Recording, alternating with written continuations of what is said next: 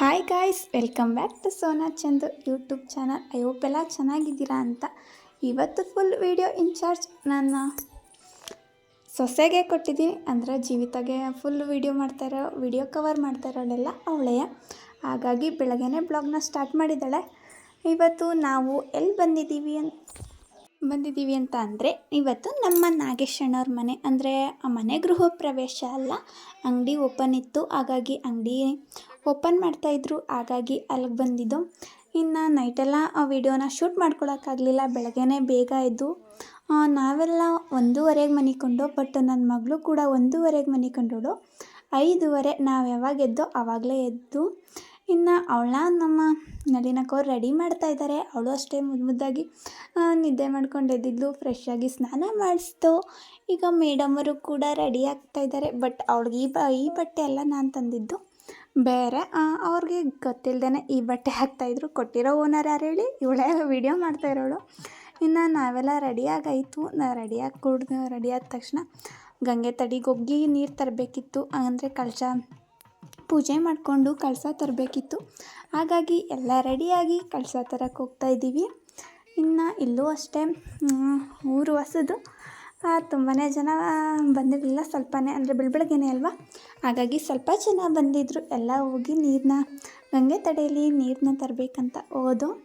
ಇನ್ನು ಅಲ್ಲೂ ಅಷ್ಟೇ ಎಲ್ಲ ನಾವು ಶುದ್ಧ ಮಾಡಿ, ಅಲ್ಲೆಲ್ಲ ಓಡಾಡಿರ್ತಾರೆ ಅಲ್ವಾ, ಅದನ್ನೆಲ್ಲ ನೀಟಾಗಿ ಕ್ಲೀನ್ ಮಾಡಾದ ನಂತರ ಅಲ್ಲಿ ಪೂಜೆ ಮಾಡೋಕ್ಕೆ ಎಲ್ಲನೂ ರೆಡಿ ಮಾಡ್ಕೋತಾ ಇದ್ದೋ. ಇನ್ನು ನಾವು ಅಷ್ಟೇ ಬೆಳಗ್ಗೆನೇ ಎದ್ದು ಸಿಂಪಲ್ಲಾಗಿ ಬೇಗ ರೆಡಿಯಾಗೋದು. ನಾನು ಯಾವ ರೀತಿ ಕಾಣ್ತಾ ಇದ್ದೀನಿ ಕಮೆಂಟ್ ಮಾಡಿ ಪ್ಲೀಸ್. ಈಗಲೇ ನನ್ನ ಚಾನಲ್ನ ಸಬ್ಸ್ಕ್ರೈಬ್ ಆಗಿ, ಇನ್ನೂ ನನ್ನ ಚಾನಲ್ನ ಸಬ್ಸ್ಕ್ರೈಬ್ ಆಗದೇ ನೋಡ್ತಾ ಇರೋರು ಪ್ಲೀಸ್ ಈಗಲೇ ಸಬ್ಸ್ಕ್ರೈಬ್ ಆಗಿ, ಹಾಗೆ ನಿಮ್ಮ ಫ್ರೆಂಡ್ಸ್ ಆ್ಯಂಡ್ ಫ್ಯಾಮಿಲಿಗೆ ನನ್ನ ವಿಡಿಯೋನ ಶೇರ್ ಮಾಡಿ. ಇಲ್ಲೂ ಅಷ್ಟೇ ತುಂಬಾ ದೊಡ್ಡ ಕಾವಲಿಯಾಗಿರೋದ್ರಿಂದ ತುಂಬಾ ಚೆನ್ನಾಗಿ ನೀರು ಹರಿತಾ ಇತ್ತು. ಸುತ್ತ ವಾತಾವರಣನೂ ಅಷ್ಟೇ ಪ್ರಶಾಂತವಾಗಿತ್ತು. ಬೆಳಗ್ಗೆನೇ ಏನು ಸಖತ್ತಾಗಿತ್ತು ಅಂತ ಹೇಳ್ತೀರಾ. ಹಳ್ಳಿ ಜೀವನ ಎಷ್ಟು ಚೆಂದ ಅಲ್ವಾ.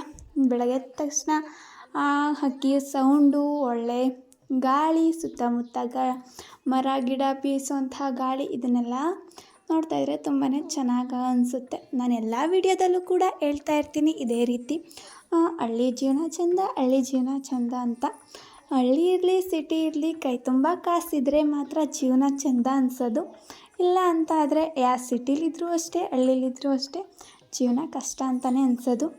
ಇನ್ನು ಈ 2 ಮುದ್ದು ಮಕ್ಕಳು, ಒಂದು ನನ್ನ ಮಗು, ಇನ್ನೊಂದು ಅಕ್ಕನ ಮಗು, ಇವರು ಅಷ್ಟೇ ತುಂಬಾ ಚೆನ್ನಾಗಿ ಕಾಣಿಸ್ತಾಯಿದ್ರು. ಇನ್ನು ಹಸು ಕರುನು ಪೂಜೆ ಮಾಡಬೇಕಿತ್ತು ಅಲ್ವಾ. ಗೃಹ ಪ್ರವೇಶ ಅಂದರೆ ಮೇಯ್ನಾಗಿ ಹಸು ಕರುನ ಮನೆಗೆ ಕರ್ಕೊಬರೋದು. ಇನ್ನು ಹಸು ಕರುನೂ ಅಷ್ಟೇ ಕಾಲು ತೊಳೆದು ಹಸು ಕರುಗೆ ಅರಿಶಿನ ಕುಂಕುಮ ಇಟ್ಟು ಪೂಜೆ ಮಾಡೋಕ್ಕೆ ರೆಡಿ ಮಾಡ್ತಾಯಿದ್ರು.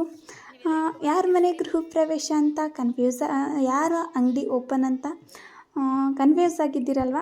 ಇವಾಗ ಹಸು ಕರುಗೆ ಪೂಜೆ ಮಾಡ್ತಾಯಿದ್ದಾರಲ್ಲ, ಅವ್ರ ಅಂಗಡಿನೇ ಗೃಹ ಪ್ರವೇಶ ಇರೋದು. ಗೃಹ ಪ್ರವೇಶ ಅಂದರೆ ಮನೆಗೆ ಗೃಹ ಪ್ರವೇಶ ಅಂತಾರೆ. ಬಟ್ ಅಂಗಡಿನೂ ಅಷ್ಟೇ 4 ಮಳಿಗೆ ಮಾಡಿದ್ದಾರೆ. ಅದನ್ನು ಅಷ್ಟೇ ಓಪನ್ ಮಾಡೋಣ ಅಂತ ಹೇಳಿ ಸ್ವಲ್ಪ ಸಿಂಪಲ್ಲಾಗಿ ಮಾಡೋಣ ಅಂತ ಅಂದ್ಕೊಂಡು ಗ್ರ್ಯಾಂಡಾಗಿ ಓಪನಿಂಗ್ ಮಾಡ್ತಾಯಿದ್ದಾರೆ. ಮದುವೆ ಆಗೋಕ್ಕಿಂತ ಮುಂಚೆ ಇದ್ದ ಜೀವನಕ್ಕಿಂತ ಇವಾಗ ಮದುವೆ ಇತ್ತಲೇ ನೋಡ್ತಾ ಇರೋ ಜೀವನನೇ ಬೇರೆ. ಫಸ್ಟೆಲ್ಲ ಈ ರೀತಿ ಯಾವುದೇ ಫಂಕ್ಷನ್ ಆದರೂ ನಾನು ಅಟೆಂಡ್ ಆಯ್ತಿರ್ಲಿಲ್ಲ, ಅಂದರೆ ಹೋಗ್ತಾ ಇರಲಿಲ್ಲ, ಎಲ್ಲೂ ಕೂಡ ಹೋಗ್ತಾ ಇರಲಿಲ್ಲ. ನಾನಾಯಿತು, ಕಾಲೇಜ್ ಆಯಿತು, ಇದೇ ಆಗೋಗಿತ್ತು. ಬಟ್ ಮದುವೆ ಐತ್ಲೆ ಎಲ್ಲ ಕಡೆ ಫಂಕ್ಷನ್ಗಳಿಗೂ ಹೋಗ್ತೀನಲ್ವ, ಅಲ್ಲಿ ಯಾವ್ಯಾವ ರೀತಿ ಶಾಸ್ತ್ರಗಳನ್ನ ಮಾಡ್ತಾರೆ ಅದನ್ನೆಲ್ಲ ನೋಡ್ಬಿಟ್ಟು ಇಷ್ಟೆಲ್ಲ ಶಾಸ್ತ್ರ, ನಿಜ ಹೇಳ್ಬೇಕಂತ ಅಂದರೆ ನನ್ನ ಮದುವೆ ಟೈಮಲ್ಲೇ ನನಗೆ ಗೊತ್ತಾಗಿದ್ದು ಮದುವೆಲಿ ಇಷ್ಟೊಂದು ಶಾಸ್ತ್ರಗಳೆಲ್ಲ ಮಾಡ್ತಾರೆ ಅಂತ. ಅದಕ್ಕಿಂತ ಮುಂಚೆ ಹೋಯ್ತಾರೆ, ತಾಳಿ ಕಟ್ತಾರೆ, ಕರ್ಕೊಂಡು ಹೋಗ್ತಾ ಇರ್ತಾರೆ, ಇಷ್ಟೇ ಅಂತ ಅಂದ್ಕೊಂಡಿದ್ದು. ನನ್ನ ಮದುವೆ ಟೈಮಲ್ಲೇ ಪ್ರತಿಯೊಂದು ಶಾಸ್ತ್ರನೂ ಗೊತ್ತಾಗಿದ್ದು. ಹಾಗೆ ಇವಾಗ ಮದುವೆ ಐತ್ಲೆ ಎಲ್ಲ ಕಡೆ ಹೋಗ್ತಾ ಇದ್ದೀನಲ್ವ, ಹಾಗಾಗಿ ಏನೇನು ಶಾಸ್ತ್ರ ಎಲ್ಲ ಮಾಡ್ತಾರೆ ಅಂತ ನೋಡಿ ಕಲ್ತ್ಕೋಬೇಕು ಅನ್ನೋದು ಒಂದು ಇಂಟ್ರೆಸ್ಟ್ ಜಾಸ್ತಿ ನನಗೆ. ಮತ್ತು ಇಲ್ಲಿ ಗಂಗೆ ತಡೆಯಲ್ಲಿ ಗಂಗೆ ಪೂಜೆ ಮಾಡಿಕೊಂಡು ಚೌರ್ಗೆಗೆಲ್ಲ ನೀರನ್ನ ತುಂಬಿಸ್ಕೊಂಡು ಗಂಗೆನ ತಗೊಂಡು ಹೋಗ್ತಾಯಿದ್ದೀವಿ. ಅಂದರೆ ಪೂಜೆ ಅಲ್ಲಿ ಪೂಜೆ ಮಾಡಬೇಕಲ್ವ, ಹಾಗಾಗಿ ಎಲ್ಲರೂ ಕೂಡ ಗಂಗೆನ ತಗೊಂಡು ಹೋಗ್ತಾಯಿದ್ದೋ. ಇನ್ನು ಹಸು ಕರುಗೂ ಅಷ್ಟೇ ಪೂಜೆ ಆಯಿತು. ಹಸು ಕರುಗೂ ಪೂಜೆ ಮಾಡಿಬಿಟ್ಟು ಹಸು ಕರುನೂ ಜೊತೆಲೇ ಕರ್ಕೊ ಹೋಗ್ತಾಯಿದ್ದೀವಿ. ಇನ್ನು ಇದನ್ನೆಲ್ಲ ನಾವೆಲ್ಲ ಹೊತ್ಕೊಂಡು ಹೋಗ್ತಾ ಇದ್ದೀವಲ್ವ, ಏನಕ್ಕೆ ಆ ರೀತಿ ದೃಷ್ಟಿ ತೆಗಿತಾಯಿದ್ರು ಗೊತ್ತಾಗಲಿಲ್ಲ ನನಗೆ. ಬಟ್ ಲಾಸ್ಟಲ್ಲಿ ಕೊನೆಯಲ್ಲಿ ಎಲ್ಲರನ್ನೂ ಜೊತೆಗೆ ನೆನೆಸ್ಬಿಟ್ಟು ಹಸು ಕರುನೂ ಸೇರಿಸಿ ದೃಷ್ಟಿನ ತೆಗಿತಾ ಇದ್ದಾರೆ. ಯಾಕೆ ಅಂತ ಗೊತ್ತಾಗಲಿಲ್ಲ. ಅಂದರೆ ದೃಷ್ಟಿ ಎಲ್ಲ ಹೋಗಲಿ ಅಂತನೋ ಇಲ್ಲ ಯಾರ ಕಣ್ಣು ಬೀಳದೇನೆ ಇರಲಿ ಅಂತನೋ ಗೊತ್ತಿಲ್ಲ. ಎಲ್ಲರನ್ನೂ ಸೇರಿಸಿ ದೃಷ್ಟಿ ತೆಗಿತಾಯಿದ್ರು ಈ ರೀತಿಯಾಗಿ. ಇದನ್ನೆಲ್ಲ ನೋಡಿ ಇಷ್ಟೆಲ್ಲ ಶಾಸ್ತ್ರ ಮಾಡ್ತಾರಾ ಅಂತ ಅನ್ಕೋತಾ ಇದೆ. ಮತ್ತು ಇದೇ ಫಸ್ಟ್ ಟೈಮ್ ನಾನು ಬೇರೆ ಅಂದರೆ ಗಂಗೆ ತಡೆಗೆ ಬಂದು ನೀರನ್ನೆಲ್ಲ ತಗೊಂಡು ಪೂಜೆ ಮಾಡ್ಸೋಕ್ಕೆ ಅಂತ ಹೋಗಿದ್ದು. ಫಸ್ಟೆಲ್ಲ ಏನು ಗೃಹ ಪ್ರವೇಶಕ್ಕೆ ಹೊಟ್ಟೆ ತುಂಬ ಊಟ ಮಾಡ್ಕೊಂಡು ಬರ್ತಾ ಇರೋವು. ಇವಾಗೆಲ್ಲ ಬೇರೆ ತುಂಬಾ ಚೇಂಜ್ ಆಗೋಗಿದೆ. ಅಂದರೆ ಶಾಸ್ತ್ರ ಎಲ್ಲ ಹಾಗೇ ಇದೆ, ಬಟ್ ನನ್ನ ಜೀವನದಲ್ಲಿ ಚೇಂಜ್ ಆಗೈತೆ ಅಂತ ಅಷ್ಟೇ. ಇದನ್ನೆಲ್ಲ ಆಯಿತು. ಮತ್ತು ಇನ್ನು ಮನೆಯಲ್ಲಿ ಹೋಮ ಎಲ್ಲ ಇಟ್ಕೊಂಡಿದ್ರಲ್ವ, ಅದಕ್ಕೆಲ್ಲ ಟೈಮ್ ಆಗುತ್ತೆ ಅಂತ ಅಲ್ಲಿಂದ ಗಂಗೆನ ತಗೊಂಡು ಹೋಗ್ತಾಯಿದ್ದೀವಿ. ಇನ್ನು ನಾವು ಬರೋಷ್ಟೊತ್ತಿಗೆ ಅಲ್ಲಿಂದ ಅಂದರೆ ಹೋಮಗೆ ಎಲ್ಲ ಹೋಮ ಪೂಜೆ ಮಾಡಬೇಕಲ್ವ, ಅದಕ್ಕೆಲ್ಲ ರೆಡಿ ಮಾಡ್ಕೊಂಡಿದ್ರು. ಹೋಮ ಪೂಜೆ ಮಾಡೋದೊಂದು ಬಾಕಿ ಇತ್ತು. ಇನ್ನು ಅಲ್ಲಿಂದ ಬಂದ ತಕ್ಷಣ ಹಸು ಕರುನ ಒಳಗಡೆ ಕರ್ಕೊಂಡು ಹಸು ಕರುನ ನುಗ್ಗಿಸಿದ್ರು. ಬಟ್ ಅದೆಲ್ಲ ವೀಡಿಯೋನ ಶೂಟ್ ಮಾಡ್ಕೊಳಕ್ಕಾಗಲಿಲ್ಲ. ಅದೇ ಟೈಮ್ಗೆ ಜೀವಿತನೂ ಕೂಡ ಕಾಲೇಜ್ಗೆ ಹೋಗಿದ್ಲು. ಇನ್ನು ವೀಡಿಯೋ ಮಾಡೋಕ್ಕೊಬ್ರು ಬೇಕಲ್ವ. ಬೇರೆಯವ್ರ ಕೈಲಿ ಕೊಟ್ಟಿದ್ರೆ ವೀಡಿಯೋ ಮಾಡೋರು, ಬಟ್ ಫೋನ್ ಅವಳ ಕೈಲಿತ್ತು, ಹಾಗಾಗಿ ವೀಡಿಯೋ ಮಾಡೋಕ್ಕಾಗಲಿಲ್ಲ ಅದನ್ನೆಲ್ಲ. ಇನ್ನು ಪೂಜೆಗೆ ಐನೋರು ಎಲ್ಲ ರೆಡಿ ಮಾಡ್ಕೊಂಡಿದ್ರು. ಇನ್ನು ಅವ್ರು ಬಂದ ತಕ್ಷಣ ದಂಪತಿಗಳನ್ನ ಕೂರಿಸಿ ಪೂಜೆನ ಮಾಡಿಸ್ತಾಯಿದ್ರು. ಯಾವುದೇ ರೀತಿ ದುಷ್ಟ ಕಣ್ಗಳಿದ್ರೆ ದೂರ ಆಗಲಿ, ಒಳ್ಳೆಯದಾಗಲಿ, ಮುಂದಕ್ಕೆ ನಾವೇನೇ ಅಂದ್ಕೊಂಡಿದ್ರು ಕೂಡ ಆಗಲಿ ಅಂತ ಹೇಳಿ ಪೂಜೆನ ಮಾಡಿಸ್ತಾಯಿದ್ರು. ಇನ್ನು ಪೂಜೆನೂ ಅಷ್ಟೇ ತುಂಬಾ ಚೆನ್ನಾಗಾಯಿತು. ಅಂದ್ಕೊಂಡೇ ಇರಲಿಲ್ಲ ಎಷ್ಟು ಚೆನ್ನಾಗಿ ಪೂಜೆ ಆಗುತ್ತೆ ಅಂತ. ಅದರಲ್ಲೂ ನಾನಂತೂ ಸಿಂಪಲ್ಲಾಗಿ ಅಂತ ಅಂದ್ಕೊಂಡು ಬಂದಿದ್ದು, ಬಟ್ ಭರ್ಜರಿಯಾಗಿ ಪೂಜೆ ಮಾಡಿಸಿದ್ರು. ಇನ್ನು ಪೂಜೆ ಎಲ್ಲ ಆಯ್ತೈತೆ. ಕಂಪ್ಲೀಟ್ ಅಂಗಡಿ ಯಾವ ರೀತಿ ಇದೆ ಅಂತ ಮತ್ತೆ ಬನ್ನಿ ತೋರಿಸ್ತೀನಿ ನನ್ನ ಜೊತೆಗೆ. ಬನ್ನಿ ಲೆಟ್ಸ್ ಗೋ. ಇನ್ನು ಹೊರಗಡೆ ಬಂದರೆ ಈ ರೀತಿಯಾಗಿ ಚಪ್ರ ಹಾಕಿದ್ರು. ಇನ್ನು 4 ಮಳಿಗೆ, ಅದರಲ್ಲಿ 2 ಮಳಿಗೆನ ಬಾಡಿಗೆಗೆ ಆಲ್ರೆಡಿ ಕೊಟ್ಟಿದ್ದಾರೆ. ಇನ್ನು 2 ಮಳಿಗೆಯಲ್ಲಿ ಒಂದು ಮಳಿಗೆಯಲ್ಲಿ ಅವರು ಚಿಕನ್ ಅಂಗಡಿನ ಇಡ್ತಾರೆ, ಮತ್ತು ಇನ್ನೊಂದು ಮಳಿಗೆಯಲ್ಲಿ ಮಾಮೂಲಿ ಚಿಲ್ಲರೆ ಐಟಮ್ಸ್ನ ಇಡ್ತಾರೆ.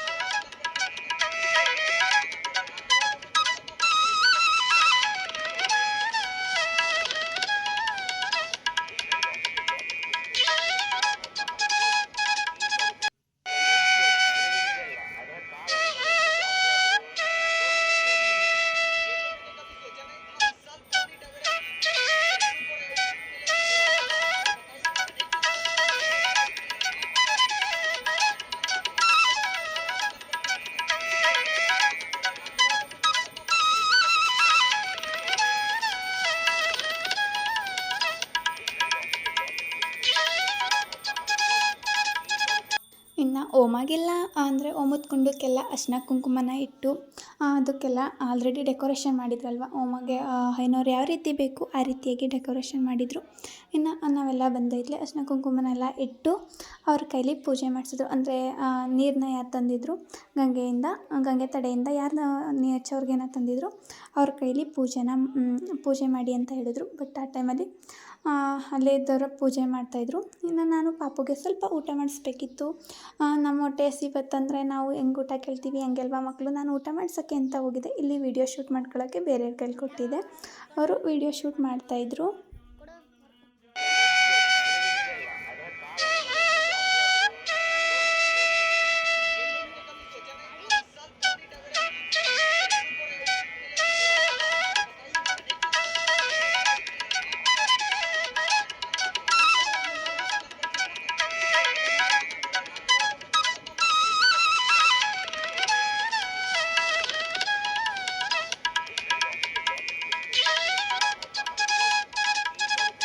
ಕಾಯಿಗೂ ಕೂಡ ಅರಿಶಿನ ಕುಂಕುಮನೆಲ್ಲ ಇಟ್ಟು ಪೂಜೆ ಮಾಡಿಸಿದ್ರು.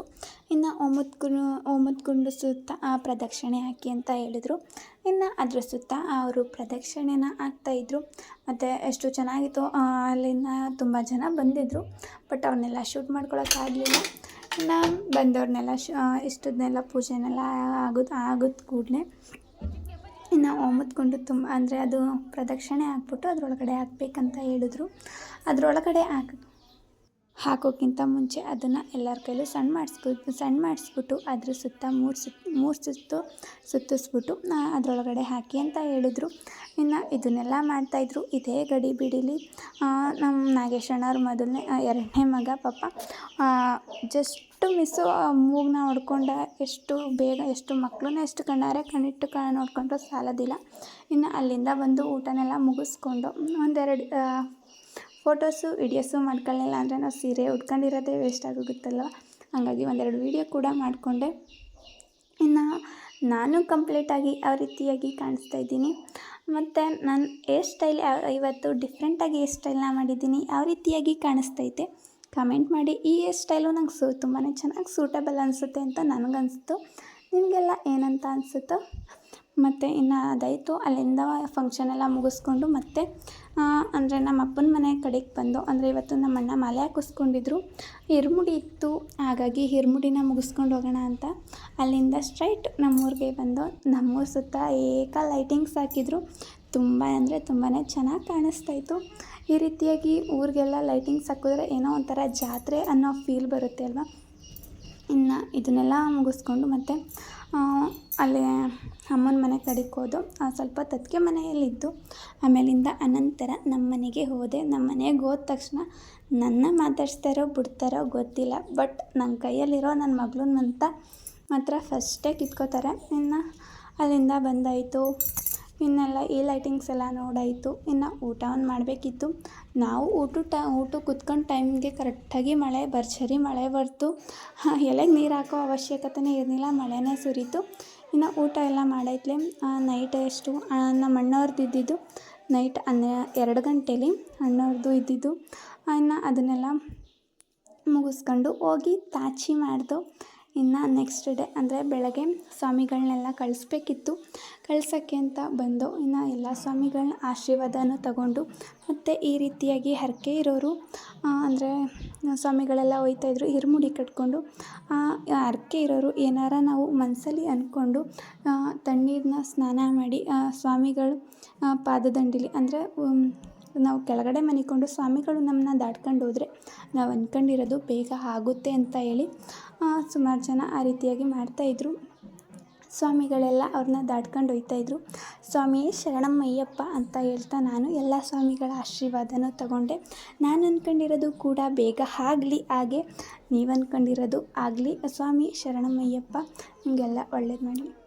ನಮ್ಮೂರಲ್ಲಿ ಮಾಲೆ ಹಾಕಿಸ್ಕೊಂಡಿರೋಂತಹ ಸ್ವಾಮಿಗಳ ಹತ್ರ ಎಲ್ಲ ಆಶೀರ್ವಾದನ ತಗೊಂಡು ಇನ್ನು ಸ್ವಾಮಿಗಳು ಅಷ್ಟೇ ಹೊರಡೋ ಟೈಮ್ ಆಯ್ತಲ್ಲ, ಆಲ್ರೆಡಿ ಟೈಮ್ ಆಗಿತ್ತಂತ ಹೇಳಿ ಬೇಗ ಹೋಗ್ತಾಯಿದ್ರು. ಮತ್ತು ಅಲ್ಲಿ ಮೇಲ್ಗಡೆ ಅಂದರೆ ನಮ್ಮೂರು ಲಾಸ್ಟ್ ಎಂಡಲ್ಲಿ ಆಲ್ರೆಡಿ ಬಸ್ ಬಂದಿತ್ತು. ಹಾಗಾಗಿ ಸ್ವಾಮಿಗಳೆಲ್ಲ ಹೋಗ್ಬೇಕಂತ ಹೇಳಿ ಹೋಗ್ತಾಯಿದ್ರು. ಇನ್ನು ಹರಕೆ ಇರೋರು ಅಂದರೆ ಏನೋ ಮನಸ್ಸಲ್ಲಿ ಇಟ್ಕೊಂಡಿರೋರು ತಣ್ಣೀರು ಮೈಯಿಂದ ಈ ರೀತಿಯಾಗಿ ಆಶೀರ್ವಾದನ ತಗೋತಾಯಿದ್ರು.